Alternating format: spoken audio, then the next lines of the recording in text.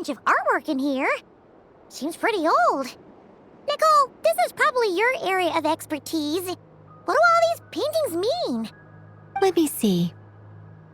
To understand these murals requires some knowledge of the history surrounding the War of Funerary Flame.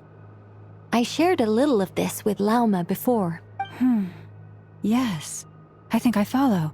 The dispute between the Moon Sisters, the transformation by Nibelung. Oh no, it's no trouble. I'd be delighted to share the tale again. Alright then. Tevat's 3 moons and their goddesses were brought into being by the will of Nibelung, the then ruler of Tevat. But when the heavenly principles came, they changed the world completely, down to its very foundations. The moon goddesses were nowhere near strong enough to challenge this entity.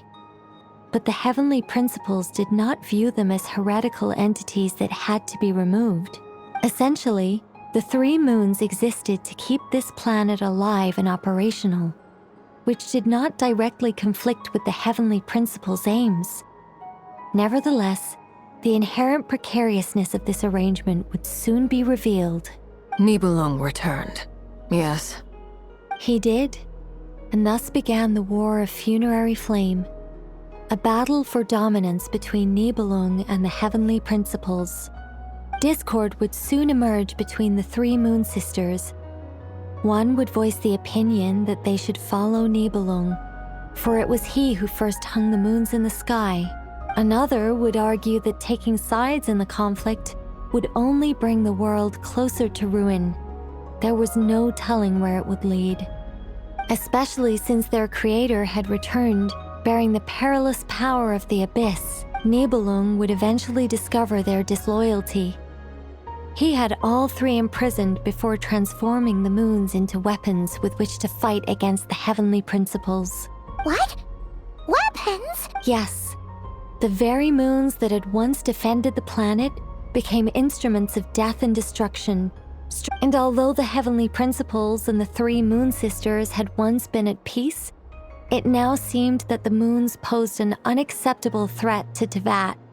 It is possible that the heavenly principles did not know of the goddess's imprisonment. If so, the weaponization of the moons would surely have been viewed as an intentional breach of the peace agreement. Regardless of who knew what, when, the heavenly principles shattered 2 moons and flung the other beyond the skies. Whether the goddesses managed to escape Nibelung's captivity after his fall, nobody knows. But this much is certain.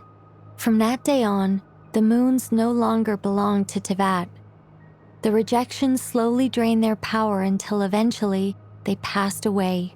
So that's the full story. You say the moon ceased belonging to Tevat from then on.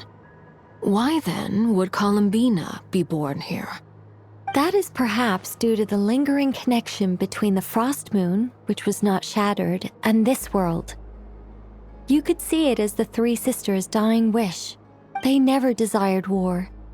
All they ever wished for was to protect this land. I see. If the final fate of the 3 goddesses is as you say, then Columbina faces the same grave danger. Our investigation has yet to bear fruit. We must hurry.